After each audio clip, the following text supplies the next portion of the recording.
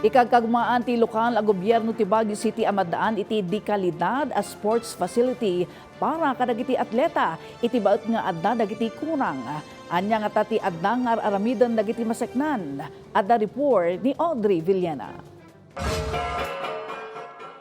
Nupayar aramidon ti Sports Division Office ti Baguio City ti kabaulanda tapno mapapintas dagiti sports facilities ken mapagbalin dagiti a national standard.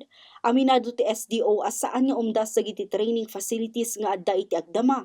Rason iti limitado a training grounds dagiti atleta. Impasigurado mo ti opisina ti inclusive ken holistic approach kadagiti nagduduma a programa ti sports nang runa ta umadanin ti Karaa 2026.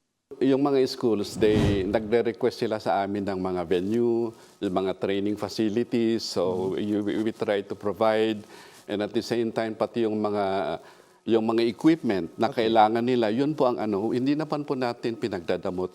And I would like to emphasize sa aming strengthening, we forged a MOA para sana continuous yung pagbibigay ng serbisyo.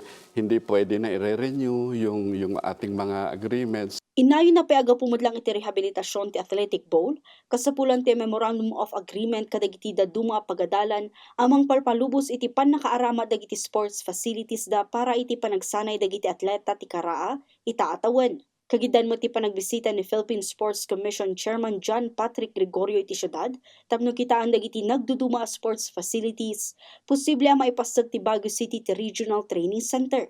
Kabayatan na, kalkalpasman iti November 2025 ti finalization ti policies and guidelines criteria iti establishment and operations ti National Academy of Sports, a posible nga agnumar ti syudad ti Baguio.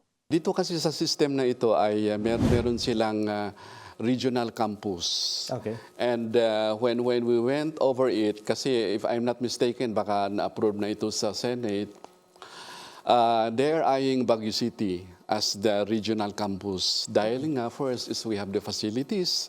And of course, nakita po nila na marami pong